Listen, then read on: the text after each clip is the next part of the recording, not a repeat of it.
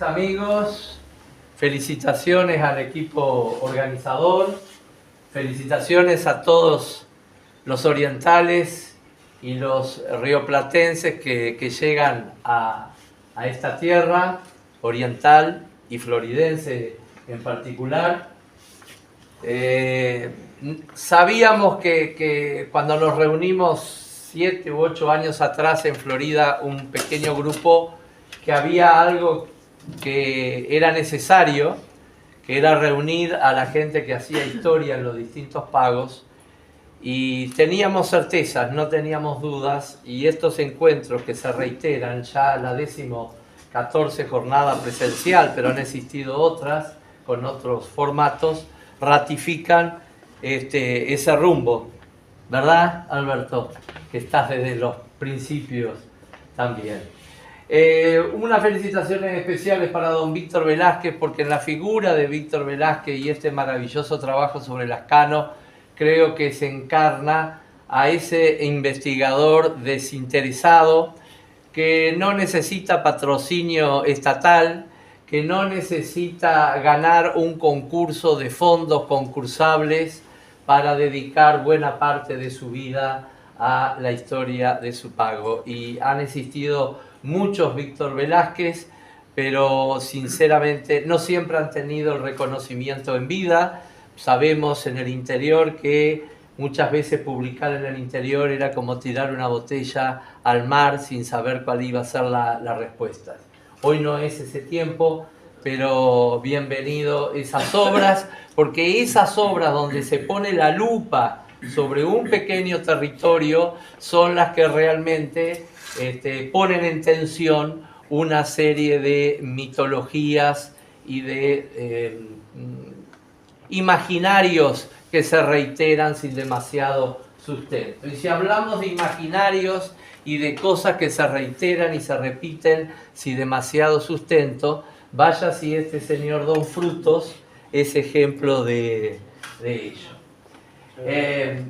Ya la tapa pretende decir algo. No busqué una tapa artística, busqué una tapa que dijera algunas cosas con claridad. La tierra, Don Frutos fue un hombre profundamente de la tierra, nació en la campaña y yo hoy no tenía esta certeza, pero es una certeza que nació con la investigación, quiso morir en la campaña. Quiso morir en la campaña. Yo refuto la idea de que iba hacia Montevideo y murió en el camino, que es lo que tradicionalmente hemos escuchado, que la muerte lo sorprendió en el arroyo Convento. Y esa imagen de Frutos no me interesaba en esta oportunidad del Frutos militar, porque también quedé convencido después de una investigación de muchos años, de que tan militar era Frutos como político, y tal vez fue esencialmente político mucho más que militar. Don Frutos hacía política antes de la batalla, tal vez durante de la batalla y sin duda después de la batalla. Y entonces esa imagen de la litografía de Besne Irigoyen, un mate mi general, recorriendo rancho por rancho, como se quejaba alguno de los que lo acompañaban, es imposible andar con este hombre, para en cuanto rancho hay, creo que muestra esa figura. ¿Por qué me dediqué a Don Frutos tempranamente? Porque me lo empecé a encontrar en todos lados. Es un omnipresente en la primera mitad de la historia del país. Podremos tener los juicios de valor que tengamos sobre él, pero lo que no se puede discutir es que fue la trayectoria más intensa, más extensa y más intensa prácticamente de su tiempo. Este individuo ensilló su caballo en 1811 y desencilló a orillas del arroyo Convento.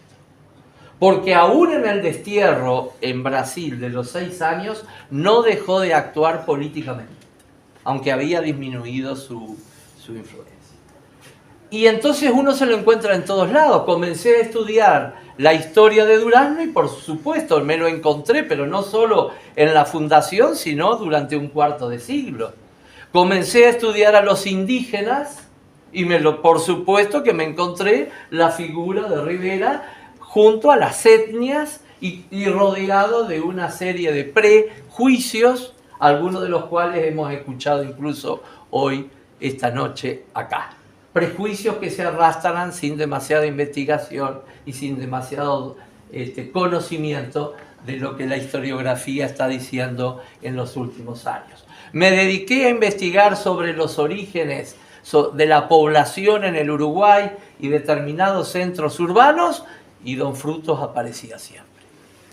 Y para el investigador, la verdad que cuando uno lleva 2 años escribiendo un libro y ve que no lo termina, y a pesar de tener una compañera excepcional como Eve, que colaboró totalmente con la realización de este libro, pero también llegaba un momento que decía, ¿y Rivera cuándo termina? ¿Y Rivera cuándo termina? La verdad que yo hubiera deseado que este hombre se hubiera ido alguna vez para Europa, que tantas veces se le ofrecieron para sacárselo del medio, o que se hubiera tomado un año bien sabático. Este hombre no se tomó un descanso nunca. Y realmente a uno lo asombra la trayectoria. Por dar un dato, yo calculo que firmó entre 40.000 a 60.000 documentos en su vida. Porque prácticamente a lo largo de su trayectoria hay testimonios de que se podía pasar de un día a otro escribiendo y firmando. Fue un tremendo escritor, con una caligrafía espantosa y una ortografía peor, lo que se transforma realmente en un desafío enorme, pero con una gran sintaxis, con una gran capacidad de redacción que habla de un hombre que tenía una imaginación y un vuelo en sus ideas muy especial. Bueno, para respetar los tiempos, el libro está estructurado en 4 partes.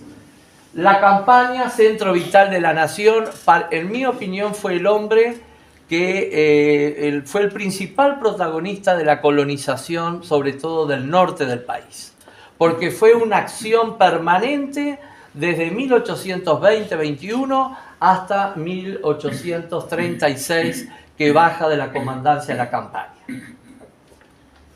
El segundo punto que desarrollo es la trayectoria en su periodo de mayor plenitud. Su mayor plenitud política y militar va de 1820, cuando cerrado el ciclo de Artigas surge como una especie del heredero de Artigas, y se cierra con la derrota de Arroyo Grande, que Fabián mencionaba hace unos instantes, que inicia un periodo de declive, pero de lento declive, porque su capacidad de resistencia fue enorme. Y ese periodo coincide casi de manera exacta con su presencia en Durazno, de 1821 a 1843. Va a ser Urquiza recién nombrado, y esa derrota del Sauce o de Malvajar lo que va a determinar que Rivera se aleje de Durazno. El tercer punto es el del destierro. El destierro, que es un periodo muy interesante en Río de Janeiro, donde él sigue haciendo política, y después de su retorno, su lento retorno.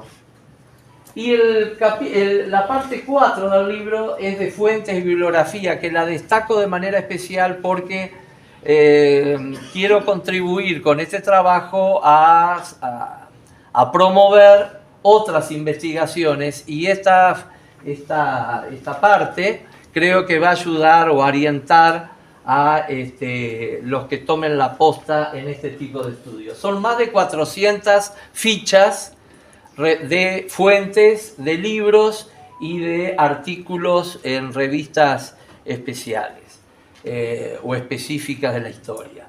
Felizmente, en los últimos años, tanto en Brasil como en la Argentina, se está publicando mucho material sobre los tiempos de Frutos. No así en el Uruguay, pero esperemos que que de alguna manera eso se produzca. El libro está dividido en unos 30 capítulos y lo puedo promover tal vez también como un quita desvelos para las personas que tengan problemas de dormir, porque para facilitar la lectura de las 650 páginas está dividido en 250, 260 puntos temáticos específicos. O sea que no son las 1001 noches, pero tampoco les cubro el año completo, pero por lo menos 250 noches de un sueño reparador se los puedo casi asegurar. La campaña Centro Vital de la Nación, bueno, ahí hablo desde el armisticio de Tres Árboles, la fundación de San Pedro del Durazno, el reparto de tierras, como Rivera protege en gran medida los repartos del periodo artiguista. Y bueno, no lo voy a contar en el libro, pero ustedes saben, Rivera tuvo un papel decisivo también en la fundación de Bella Unión, que yo tengo una visión y he escrito un libro bastante voluminoso que refuta la idea de que Rivera los abandonó en Bella Unión. Es una historia bastante más compleja. Después va a fundar Tacuarembó, va a refundar Belén. O sea que hay una acción de él muy, muy intensa. Es el gran colonizador del norte y es el hombre que también de alguna manera fija la frontera norte de nuestro país con aquella convención de Iribeambá, donde los brasileños querían que se retirara hasta el Arapey y él se establece en el Cuarey y dice: de acá no me muevo. Como toda cosa en el Uruguay, era un límite provisorio y lleva 200 años. Bueno, ese capítulo, esa parte, mejor dicho, esa parte, abordo todos esos temas, Bella Unión y la firma de los indígenas, Tacuarembó, que él le quería poner San Bernabé, no quería que le llamaran San Fructuoso, porque su sobrino hacía poco tiempo que había fallecido y él quería rendirle homenaje. Hay algunas de las poblaciones que promovió Fructuoso Rivera. Fue un obsesionado de la campaña. Quieren que vuelva a Montevideo para estar sentado firmando papeles de poca importancia. Su rica escritura permite titular prácticamente buena parte de esos 250 puntos con frases de Rivera. Trato de rescatar el Rivera pensador, porque en el Río de la Plata todavía los efectos de aquel pensamiento de civilización y barbarie, donde la civilización la encarnaban los hombres de las ciudades, los doctores de las ciudades, que manejaban la pluma y el pensamiento y los principios, mientras los bárbaros de las campañas solamente sabían usar la lanza o el trabuco. De alguna manera, lamentablemente, esas ideas han gozado de muy buena salud en nuestras tierras. Y a los caudillos se los mira de una manera despectiva, como si montar a caballo, agarrar una lanza para defender sus ideas y usar un poncho lo inhabilitara de tener personalidad propia. Entonces, uno de los esfuerzos en este libro es mostrar un hombre de pensamiento, pero no de pensamiento utópico, sino con un tremendo pragmatismo por el gran conocimiento que tenía de los hombres y de las mujeres también. Esta parte segunda, de 1820 a 1843, es la más extensa. Tiene como 160 subtítulos, porque abarca el periodo de plenitud de él, incapaz de ser abarcado en un libro tan chico como este. Esto es una síntesis de Rivera y de algunos aspectos más relevantes de Rivera. Una obra de Rivera, si el Archivo Artigas son 36 tomos de una década, Imagínense lo que sería el archivo Rivera de 40 años. Pero es una tarea pendiente que habría que hacer.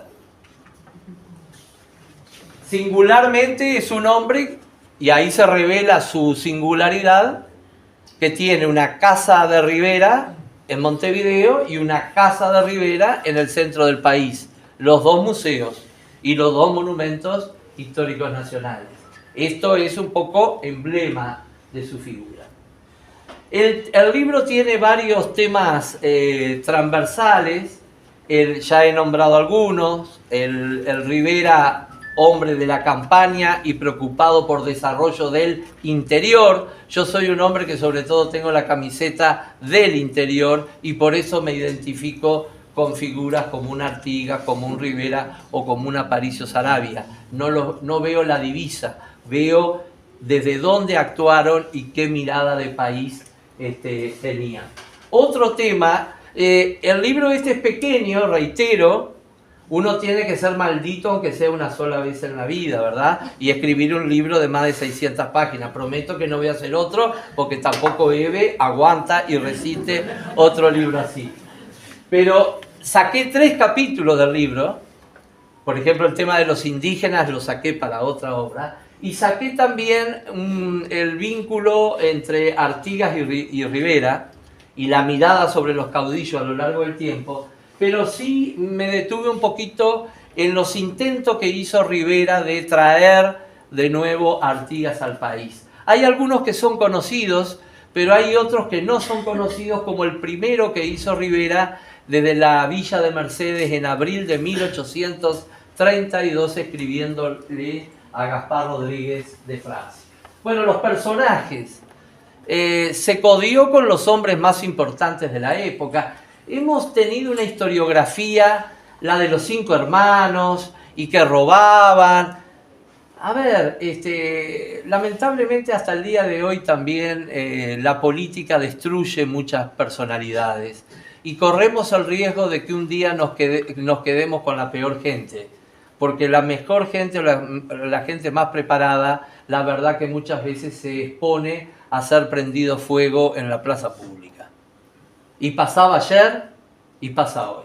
Está muy bien la crítica en la democracia, pero cuidado que hay gente muy calificada con la que a veces no se tiene los cuidados o la prudencia necesaria. Y lo estoy diciendo para todos los partidos. Vuelvo a decirlo. Bueno, pasaba un poco en la época.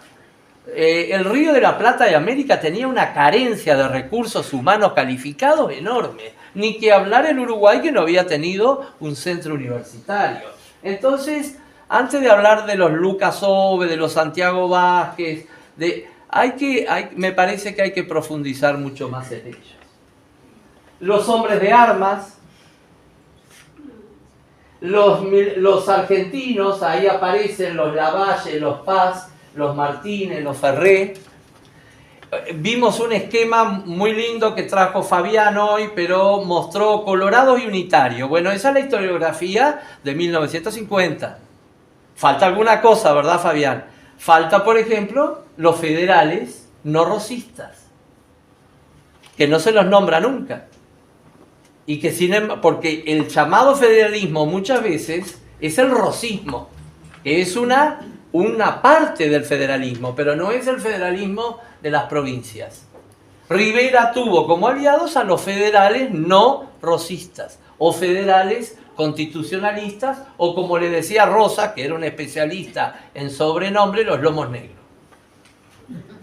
Los brasileños que también se han nombrado, los farrapos, bueno, desde Lecor, Sebastián Barreto, los Ventos, etc. Bueno, estas son imágenes. Bernardina, la mujer, la presencia de la mujer. Rivera nunca va a poder ser de bronce. Nunca con Rivera va a poder vivir la metamorfosis del bronce, felizmente, porque dejó demasiadas huellas. Sobre todo huellas íntimas, de sus cartas, de su correspondencia. Si alguno de ustedes quiere ser candidato al bronce, borre las huellas. Que lo muestren como, o sea, los papeles públicos, que son siempre una máscara, eso déjenlo. Pero los papeles íntimos hay que quemarlos, si queremos ser de bronce. Con Rivera el bronce nunca va a poder ser, porque dejó las huellas por todos lados, con una correspondencia gigantesca, con una correspondencia con su esposa a lo largo de toda la vida, y también con correspondencia con la amante más conocida de él, Ramona o Ramonita, por la gran diferencia de edad que había, que también se conservan más de 60 cartas con la amante. El epistolario, la Bernardina, que merece una biografía, pero una biografía en serio, no biografía de 100 páginas. Biografías en serio. El Uruguay está huérfano de muchísimas biografías, pero biografías en serio, no para hacer plata y sacar librito cada 6 meses y usar la historia como trampolín para hacer dinero o para hacerse publicidad y hacer campañas después recorriendo todos los canales de la capital y pasar a ser de escritor o de literato autoridad histórica, como lo estamos viendo en algunos documentales. Es una ofensa para la gente que trabaja en la investigación en serio. Y hay 100 o 200 biografías en el Uruguay que no se conocen. Empezando por todos los presidentes de la República. Y sobre todo de las mujeres. Y sobre todo de las mujeres. Bueno, yo colaboro bastante con las mujeres acá, que alguna agarre la posta. Mi amada o mi idolatrada Ramonita, esta es una de las cartas de las amantes. Bueno, también la mujer estuvo siempre al lado de Don Frutos. Su esposa, su amante, otras mujeres y las que mencionaron por ahí, las chinas. Las grandes mujeres que acompañaron siempre a nuestros ejércitos, las famosas chinas de Rivera. Los enemigos se burlaban porque decían, ahí anda Rivera con sus ejércitos de chinas. Hasta en Cagancha y en India Muerta se le dijeron. Bueno, y para terminar, todo el periodo del destierro en Río de Janeiro, en Río Grande, y anda un amigo por acá, Rafael Chagas, ¿verdad? Rafael Chagas, que es de Yaguarón, que es esa Villa do Yaguarón o Villa do Cerrito, donde estuvo varios meses Rivera antes de entrar al país. Se conserva prácticamente, miren cómo está hoy la fortaleza de Santa Cruz, y miren cómo era cuando la conoció Carlos Travieso hace más de 100 años y se mantenía intacta la parte donde estuvo preso durante un año Fructuoso Rivera. ¿Y a qué se dedicó sobre todo estando preso? A escribir. Y hay una enorme correspondencia dejada por Rivera desde la cárcel. Hay una carta de Andrés Lama, que lo espiaba permanentemente en Río de Janeiro a Rivera, y le escribe a Manuel Herrera Lloves.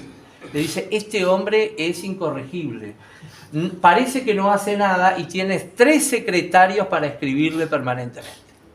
O sea, nadie manejó las relaciones públicas como él. Buena parte de su poder se sostenía en los contactos.